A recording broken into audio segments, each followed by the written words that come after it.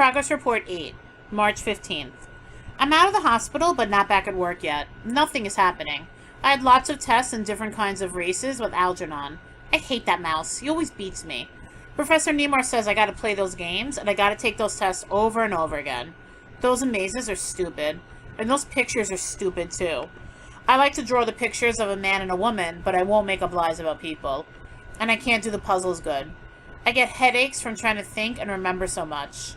Dr. Strauss promised he was going to help me, but he don't. He don't tell me what to think or when I get smart. He just makes me lay down on a couch and talk. Miss Kinnian comes to see me at the college, too. I told her nothing was happening. When am I going to get smart? She said, you gotta be patient, Charlie. These things take time. It will happen so slowly, you won't know what's happening. She said Bert told her I was coming along fine. I still think those races and those tests are stupid, and I think writing these progress reports are stupid, too. March 16th. I ate lunch with Bert at the college restaurant. They got all kinds of good food, and I don't have to pay for it neither.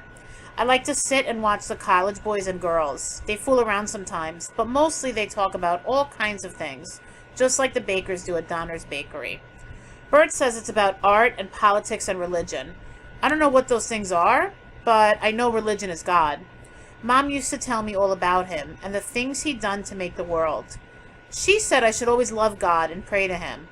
I don't remember how to pray to him, but I think Mom used to make me pray to him a lot when I was a kid, that he should make me get better and not be sick.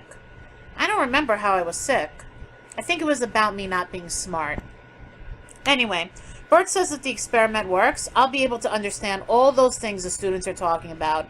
And I said, do you think I'll be smart like them? And he laughed and said, those kids aren't so smart. You'll pass them as if they're standing still. He introduced me to a lot of the students, and some of them look at me funny, like I don't belong in a college. I almost forgot and started to tell them I was going to be very smart soon like them. But Bert interrupted, and he told them I was cleaning the psych department lab. Later, he explained to me there mustn't be any publicity. That means it's a secret. I don't really understand why I gotta keep it a secret. Bert says it's in case there's a failure. Professor Nemar don't want everybody to laugh, especially the people from the Wellberg Foundation who gave him the money for the project. I said, I don't care if people laugh at me. Lots of people laugh at me, and they're my friends, and we have fun. Bert put his arm on my shoulder and said, it's not you Nemar's worried about. He don't want people to laugh at him. I didn't think people would laugh at Professor Nemar because he's a scientist in a college. But Bert said no scientist is a great man to his colleagues and his graduate students. Bert is a graduate student, and he is a major in psychology, like the name on the door to the lab. I didn't know they had majors in college. I thought it was only in the Army. Anyway, I hope I get smart soon because I want to learn everything there is in the world like the college boys know. All about art and politics and God. March 17th. When I waked up this morning, right away I thought I was going to be smart, but I'm not. Every morning I think I'm going to be smart, but nothing happens. Maybe the experiment didn't work. Maybe I won't get smart and I'll have to go live at the Warren home. I hate the tests, and I hate the amaze, and I hate Algernon. I never knew before that I was dumber than a mouse.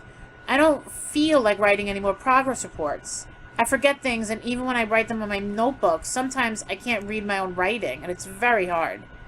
Miss Kinnian says have patience, but I feel sick and tired, and I get headaches all the time. I want to go back to work in the bakery and not write progress reports anymore. March 20th.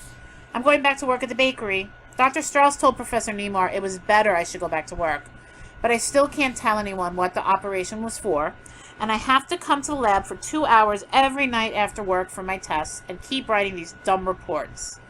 They're going to pay me every week like for a part-time job because that was part of the arrangement when they got the money from the Wellberg Foundation. I still don't know what that Wellberg thing is. Miss Kinnian explained to me, but I still don't get it. So if I didn't get smart, why are they paying me to write these dumb things? If they're going to pay me, I'll do it, but it's very hard to write. I'm glad I'm going back to work because I miss my job at the bakery and all my friends and all the fun we have. Dr. Strauss says I should keep a notebook in my pocket for things I remember. And I don't have to do the progress reports every day, just when I think of something or something special happens. I told him nothing special ever happens to me, and it don't look like this special experiment is going to happen neither. He says don't get discouraged, Charlie, because it takes a long time, and it happens slow, and you can't notice it right away. He explained how it took a long time with Algernon before he got 3 times smarter than he was before. That's why Algernon beats me all the time in that amaze race, because he had that operation too. He's a special mouse, the first animal to stay smart so long after the operation. I didn't know he was a special mouse. That makes it different. I could probably do that amaze faster than a regular mouse. Maybe someday I'll beat Algernon. Boy, would that be something. Dr. Strauss says that so far, Algernon looks like he might be smart permanent. And he says that's a good sign because we both had the same kind of operation. March 21st. We had a lot of fun at the bakery today. Joe Carp said, "Hey, look where Charlie had his operation. What did they do, Charlie? Put some brains in?" I was going to tell him about me getting smart, but I remembered Professor Nemar said no. Then Frank Riley said, "What did you do, Charlie? Open a door the hard way?" That made me laugh. They're my friends and they really like me. There's a lot of work to catch up. They didn't have anyone to clean out the place because that was my job, but they got a new boy, Ernie, to do the deliveries that I always done. Mr. Donner said he decided not to fire him for a while, to give me a chance to rest up and not work so hard. I told him I was all right and I can make my deliveries and clean up like I always done, but Mr. Donner says we will keep the boy. I said, "So what am I going to do?" And Mr. Donner patted me on the shoulder and says, "Charlie, how old are you?" I told him 32 years going on 33 my next birthday. "And how long you been here?" he said. I told him I didn't know. He said, "You came here 17 years ago.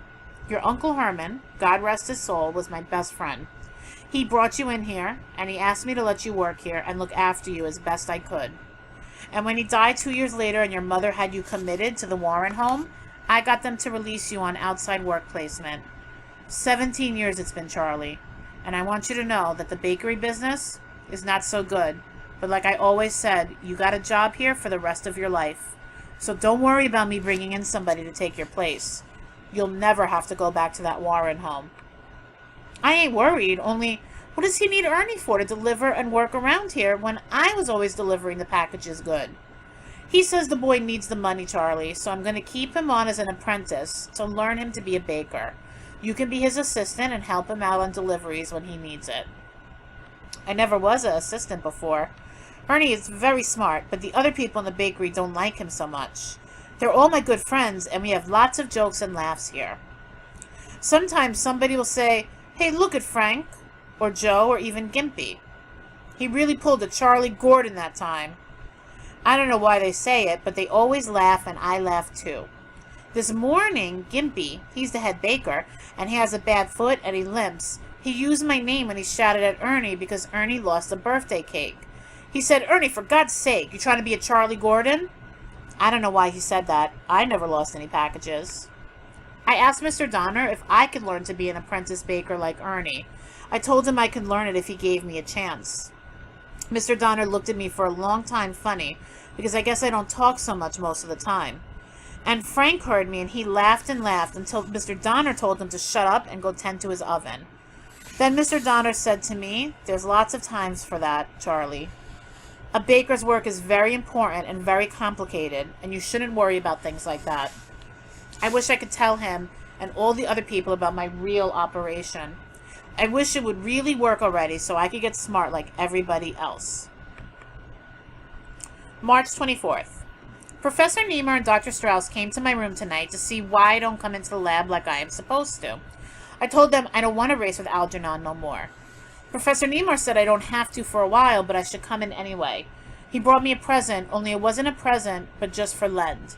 He said it's a teaching machine that works like TV. It talks and makes pictures, and I gotta turn it on just before I go to sleep. I said, "You're kidding. Why should I turn on a TV before I go to sleep?" But Professor Nemar said if I want to get smart, I gotta do what he says. So I told him I didn't think I was going to get smart anyway. Then Dr. Strauss came over and put his hand on my shoulder and said, "Charlie, you don't know it yet, but you're getting smarter all the time. You won't notice it for a while, like you don't notice how the hour hand on a clock moves. That's the way it is with changes in you. They're happening so slow you can't tell. But we can follow it from the tests and the way you act and talk and your progress reports." He said, "Charlie, you gotta have faith in us and in yourself. We can't be sure it will be permanent, but we are confident that soon you're going to be a very intelligent young man. I said, okay, and Professor Nemar showed me how to work the TV. That really wasn't a TV. I asked him what did it do. First, he looked sore again because I asked him to explain me, and he said I should just do what he told me. But Dr. Strauss said he should explain it to me because I was beginning to question authority. I don't know what that means, but Professor Nemar looked like he was going to bite his lip off. Then he explained to me very slow that the machine did lots of things to my mind. Some things it did just before I fall asleep, like teach me things when I'm very sleepy. And a little while after I started to fall asleep, I still hear the talk, even if I don't see the pictures anymore. Other things is at night, it's supposed to make me have dreams and remember things that happened a long time ago when I was a very little kid. It's scary. Oh yes, I forgot. I asked Professor Nemar when I can go back to Miss Kinnian's class at the Adult Center, and he said soon Miss Kinnian will come to the College Testing Center to teach me special. I am glad about that. I didn't see her so much since the operation, but she is nice. March 25th. That crazy TV kept me up all night. How can I sleep with something yelling crazy things all night in my ears? And then nutty pictures. Wow. I don't know what it says when I'm up, so how am I going to know when I'm sleeping? I asked Bert about it, and he says it's okay. He says my brains are learning just before I go to sleep, and that will help me when Miss Kinnian starts my lessons at the testing center.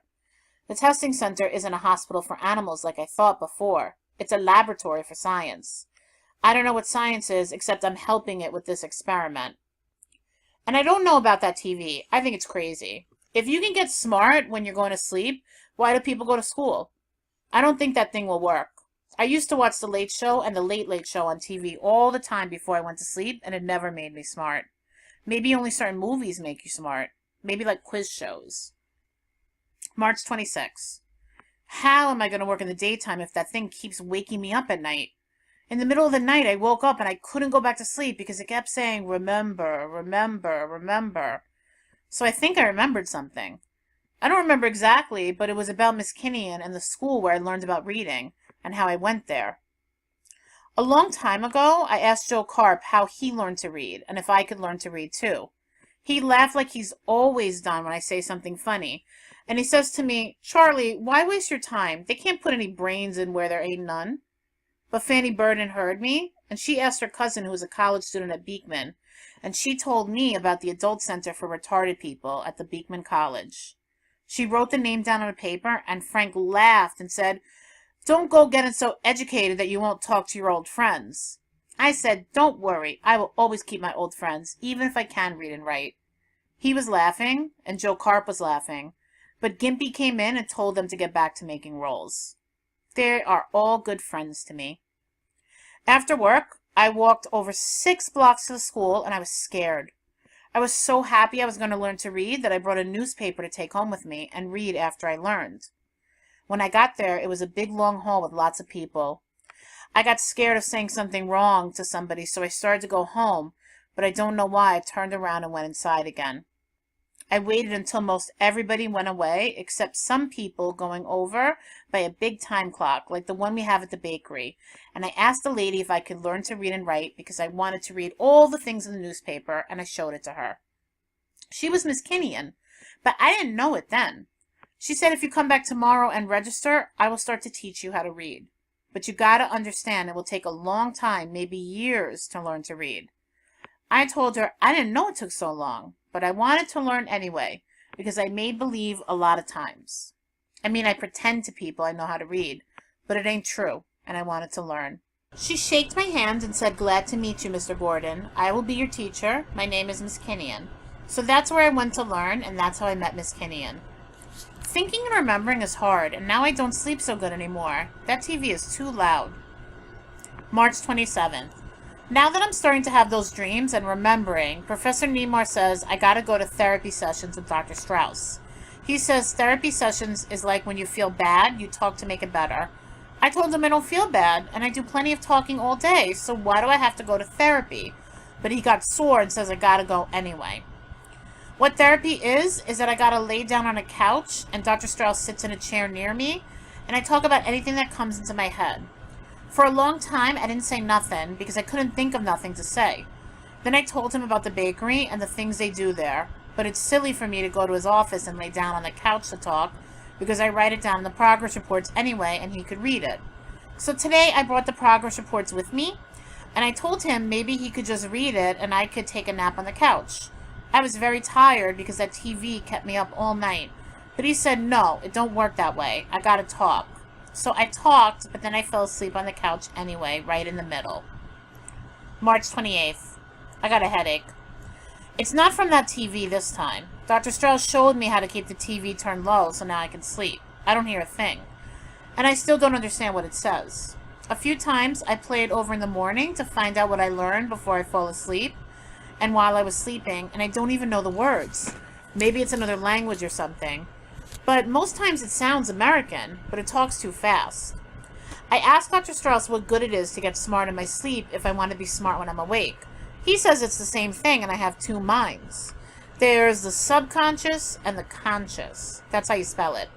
And one don't tell the other what it's doing. They don't even talk to each other. That's why I dream. And boy, have I been having crazy dreams. Wow. Ever since that night TV. The late movie show. I forgot to ask Dr. Strauss if it was only me or if everybody has two minds like that. I just looked up the word in the dictionary Dr. Strauss gave me. Subconscious, adjective. Of the nature of mental operations, yet not present in consciousness, as subconscious conflict of desires. There's more, but I still don't know what it means. This isn't a very good dictionary for dumb people like me. Anyway, the headache is from the party.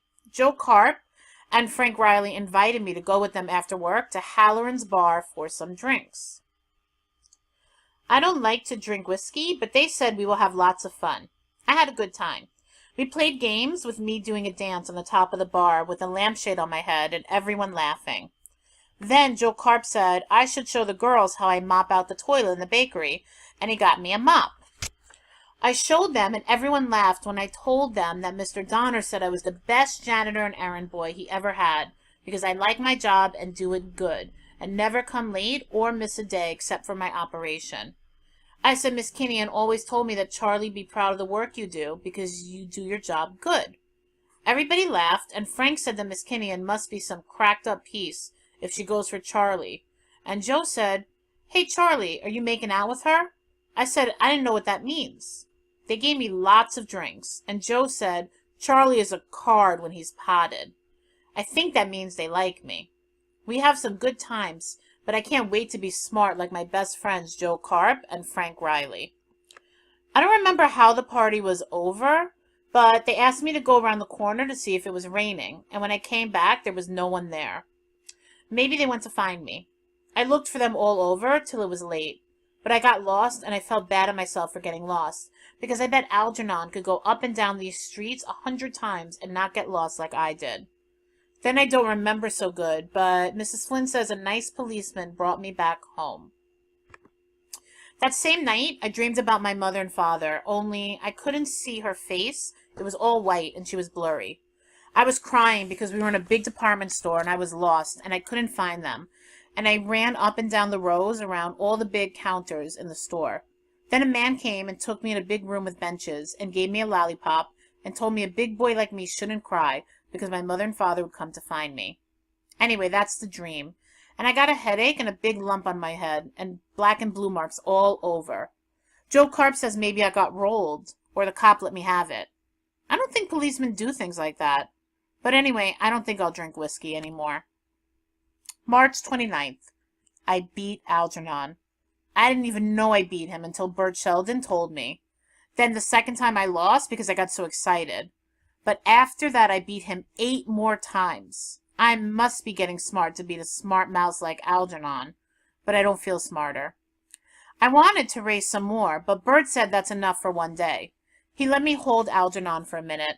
Algernon is a nice mouse, soft like cotton. He blinks, and when he opens his eyes, they're black and pink on the edges.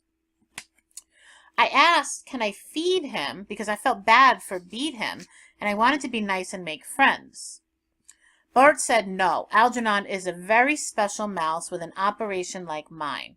He was the first of all the animals to stay smart so long, And he said that Algernon is so smart, he has to solve a problem with a lock that changes every time he goes in to eat. So he has to learn something new to get his food. That made me sad because if he couldn't learn, he wouldn't be able to eat and he would be hungry. I don't think it's right to make you pass a test to eat. How would Bert like it is to have to pass a test every time he wants to eat? I think I'll be friends with Algernon. That reminds me, Dr. Strauss says I should write down all my dreams and the things I think so when I come to his office I can tell them. I told him I don't know how to think yet, but he says he means more things like what I wrote about my mom and dad and about when I started school at Miss Kinnian's or anything that happened before the operation is thinking, and I wrote them in my progress report. I didn't know I was thinking and remembering. Maybe that means something is happening to me. I don't feel different, but I'm so excited and I can't sleep. Dr. Strauss gave me some pink pills to make me sleep good. He says I gotta get some sleep because that's when most of the changes happen in my brain. It must be true because Uncle Herman used to sleep in our house all the time when he was out of work on the old sofa in the parlor. He was fat and it was hard for him to get a job because he used to paint people's houses, and he got very slow going up and down the ladder. When I once told my mom I wanted to be a painter like Uncle Herman, my sister Norma said, "Yeah, Charlie's going to be the artist of the family." And Dad slapped her face and told her not to be so goddamn nasty to her brother. I don't know what an artist is, but if Norma got slapped for saying it, I guess it's not a nice thing. I always feel bad when Norma got slapped for being mean to me. When I get smart, I'll go visit her. March 30th. Tonight after work, Miss Kinnian came to the teaching room near the laboratory. She looked glad to see me, but nervous. She looks younger than I remembered her. I told her I was trying very hard to be smart. She said, "I have confidence in you, Charlie. The way you struggled so much to read and write better than all the others. I know you can do it. At worst, you will have it all for a little while, and you're doing something for other retarded people." We started to read a very hard book. I never read such a hard book before. It's called Robinson Crusoe, about a man who gets marooned on a desert island. He's smart and figures out all kinds of things so he can have a house and food, and he's a good swimmer. Only I feel sorry for him because he's all alone and he has no friends. But I think there must be somebody else on the island because there's a picture of him with his funny umbrella looking at feet prints. I hope he gets a friend and not be so lonely. March 31st. Miss Kinnian teaches me how to spell better. She says, look at a word and close your eyes and say it over and over again until you remember. I have lots of trouble with though that you say through, and enough and tough that you don't say enu and to. You gotta say snuff and tough. That's how I used to write it before I started to get smart. I'm mixed up, but Miss Kinnian says, don't worry, spelling is not supposed to make sense.